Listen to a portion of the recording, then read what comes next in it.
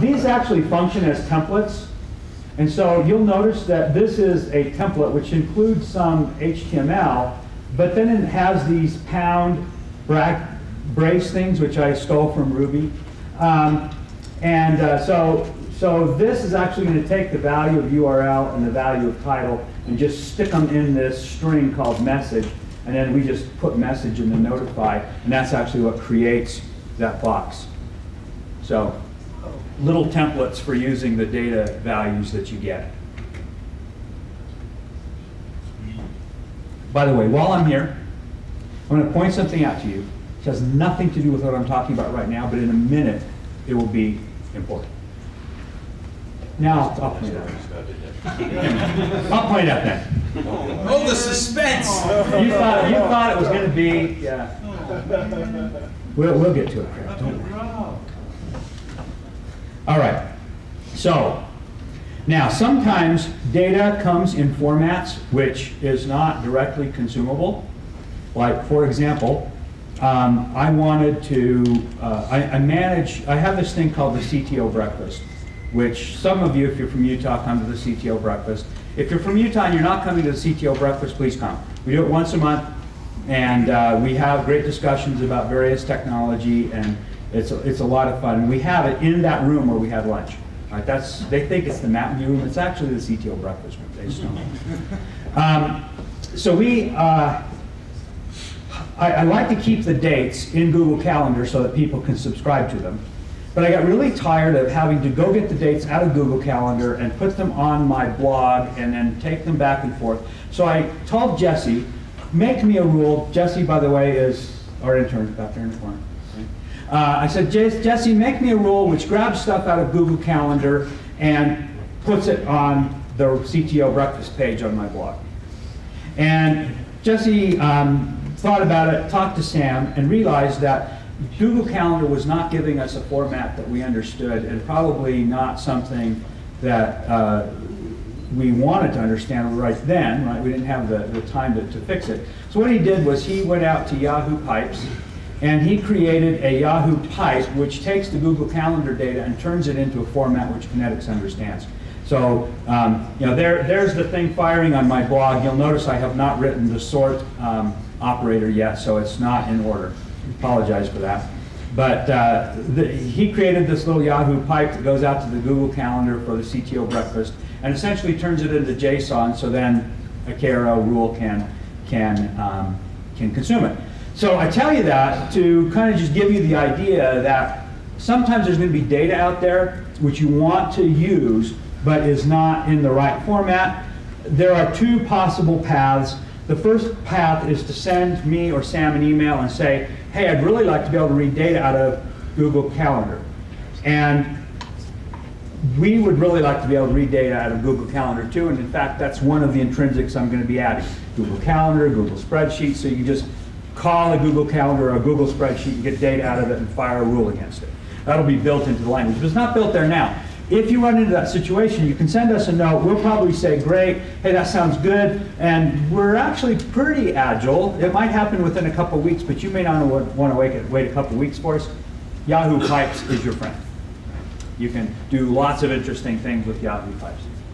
So before I go on to the portion of this talk about analytics, I wanted to stop and see if anybody had questions about this part, which is about data. Yeah, we have mics. We have Craig's, we have mics. Here's a mic. You have list of all the data sources that you support right now? Right now we support JSON. That's all? Yeah. If you load a data source and it's not JSON, we essentially turn it into a great big string and give it back to you, which is not very useful, but it's what we do. XML is obviously on the list of things that we need to support. I want to build in support for RSS, right? Because it's a common format. Google Calendar, Google Spreadsheets are some kind of special cases that I want to build in. If you've got other suggestions, I'm all for it. We want to figure out what kind of data you want to use and build in support for it. Other questions about data? Yeah, Steve. So RDFA and microformat? Okay, so that's a good question. If you don't know what RDFA and microformats are, they are ways of marking up the page in order to put data on it in special ways. It turns out we can read and use elements inside the page, but not specifically for RDFA or microformats. That's something that's been on my whiteboard since like day one of things that I want to do. I haven't really had a use case where I've said, hey, if I had that, it would be really cool. So talk to me, let's figure that out, because I'd love to do it. I'd love to figure out. Part of the reason I want a use case is because when I'm designing the language, it helps me to know what kind of target I'm heading for, to think, how would this be useful? What would the right linguistic tools be? So I like to have a few examples in my head as I start thinking about the language. So let's talk, because I really would like to do RDFA and microformats. Are you going to say about vendors and somebody show me a customer and over my dead body? Is that what you're going to say? Okay.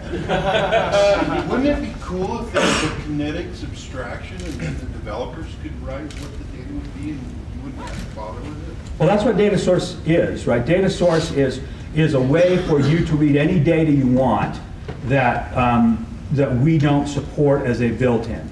As long as it's JSON. As long as it's JSON right now, yeah. I think you were saying any format as well. Going to formats, right, would be something like Yahoo Pipes or something like that. But yeah, it would be nice if we just had the ability to do that, because it's easier to build the tools to allow other people to solve the problem than it is to solve everybody's problem. So I agree with that and support that concept as a general rule for what we want to do. Is data secure? Yeah.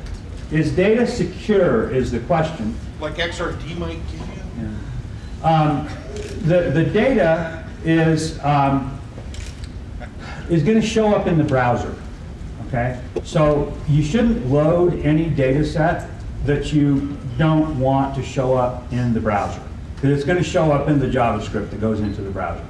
Now, one thing I should mention that Dave didn't mention in his talk about endpoints is we are actively working on a sandbox for rule set execution.